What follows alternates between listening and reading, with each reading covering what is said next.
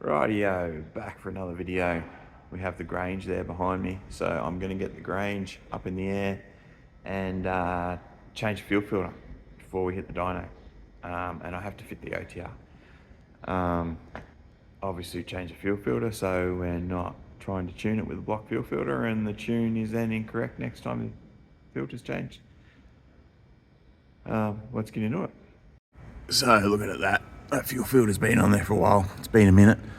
So we'll swap that out, stick a new one in there. All right, let's see. Oh, I'll drop it. It's very dirty.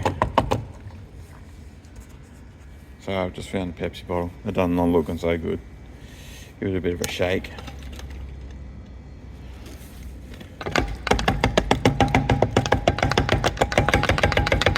Give it a reverse blow.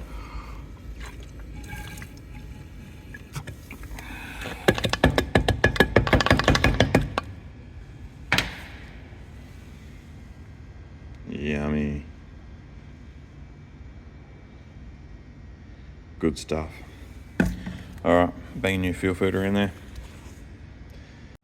There you go, new fuel filter is in. There was a time, once upon a time, you actually got a new retaining clip with the fuel filter, but not anymore. You just get the fuel filter. Okay, so the OTR's on there. I've just got to put a couple of self-tapping screws down the front there, just to hold the front down. The wiring, the old airflow meter plug is there. Air temp sensor is down there, you can just see that down there. And then what I do with the wiring is the air temp sensor normally comes out over near the airbox. So here is I just open it up and then pull the wires back. No cutting, no solder, and just pull it back so it reaches, tucks down underneath there, and then just route that through there. That way nothing needs to be modified or changed. But yeah, that's on there. So I shall now, I'll put those couple of screws in, I'll run it out the back, I'll give it a wash down so it looks neat and tidy. And then we'll get it on the dyno. So we are on the dyno tuning this Grange, and that's our last run. 391.6 horsepower through a 3000 converter. You can see the progressive runs up to that point.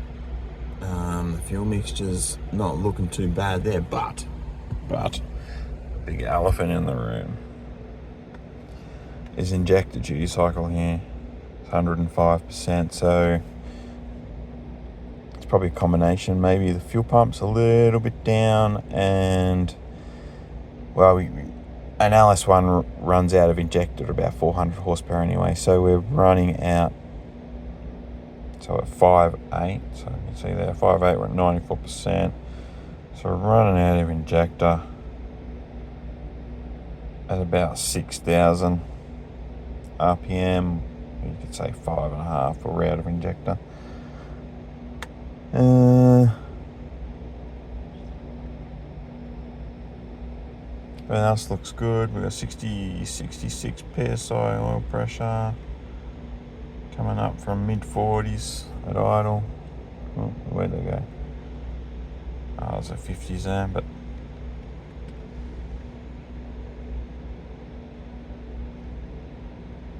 go through.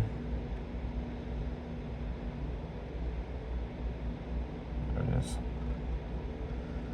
24 degrees spark.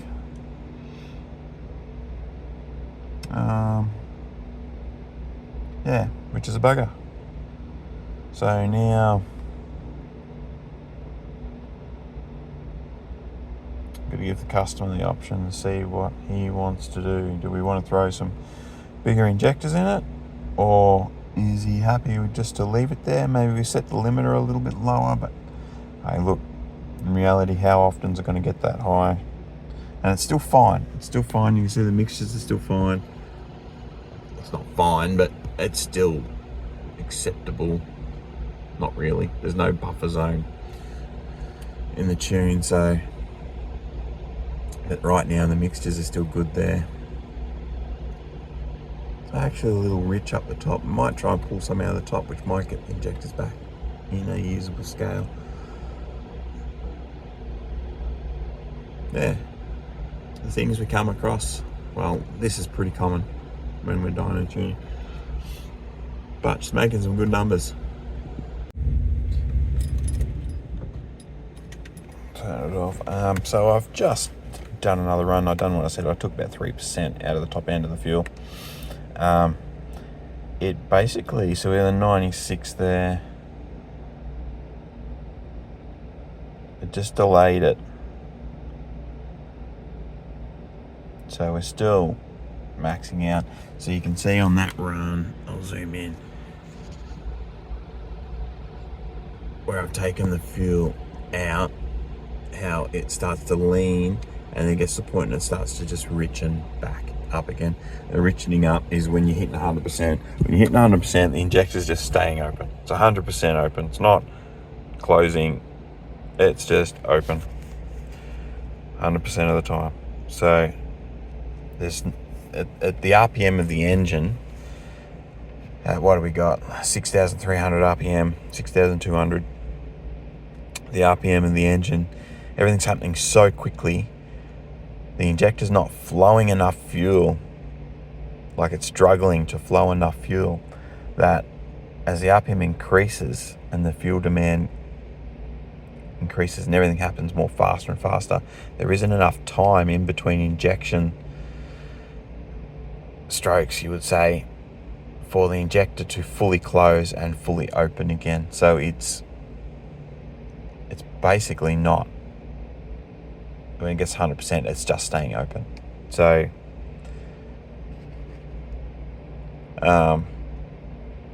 yeah, you can see the effect that had on that. So it is needing injectors.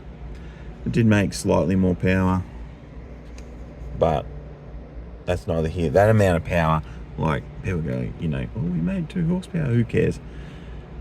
It could have been that it sat for a few minutes and everything cooled off in between runs, so it just picked up slightly a bit more power. Yeah, that doesn't count.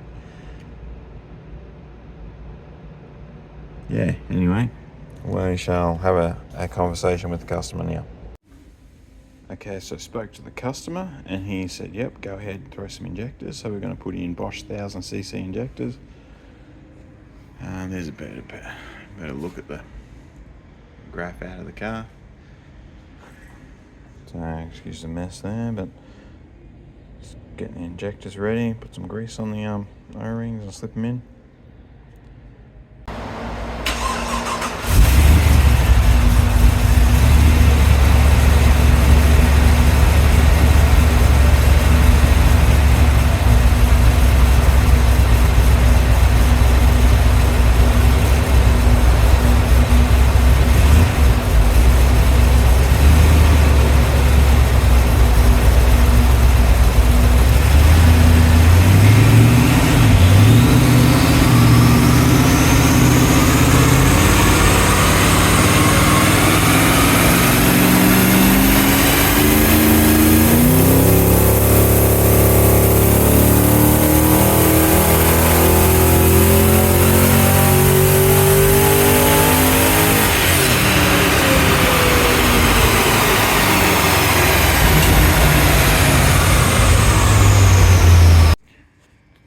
There she is, the Grange, all done. It's got a bit of a dodgy TPS, which is causing an intermittent fault, so I'll replace that in the morning.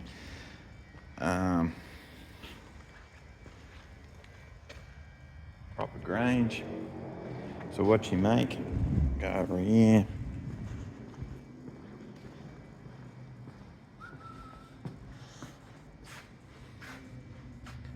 There we go, 395 horsepower, 356 foot-pounds of torque. Beautiful big flat torque curve. It really does feel, probably needs like a 4000 converter in it, but you don't want that in it driving it on the street. So, but it does feel doughy until it gets sort of above 4 grand, and then it really gets going. This is downside to a big cam. So she spins right out, making power, and it's still got over 300 foot-pounds of torque at 6,500 revs. So, but yeah, spinning right out to 5,600 RPM. So really cool. Sounds tough. I'll fire it up.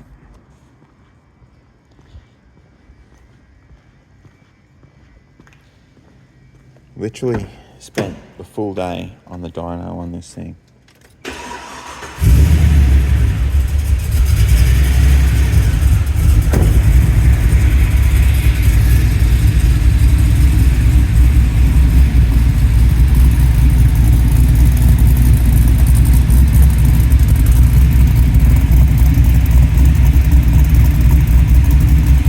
Sounds really good.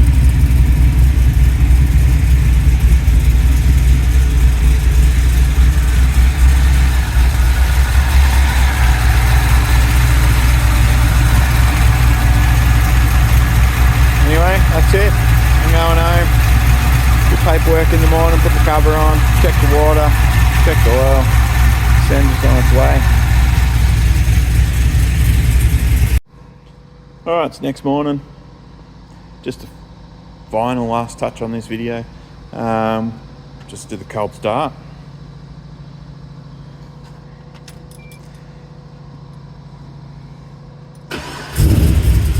Oh, fire straight up. Look at that. Oh, no, a little slow.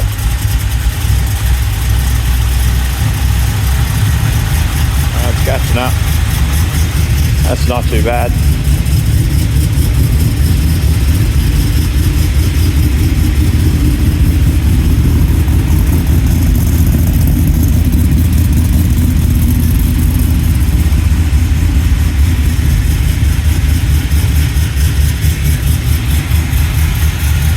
That'll do. I might have a small adjust there, give it a bit more air, but pretty good. One last follow-up. Right, yeah, so we talked about the injectors maxing out. Now, what happened when we put the 1000cc injectors in? So this is a run, so you can see TPS is 100%, so we are into it. Speed, you can see the speed going up. RPM increasing. So we are hitting 6,400 RPM there. And you can see the injected duty cycle is this white line. And the injected duty cycle is now 31.8%.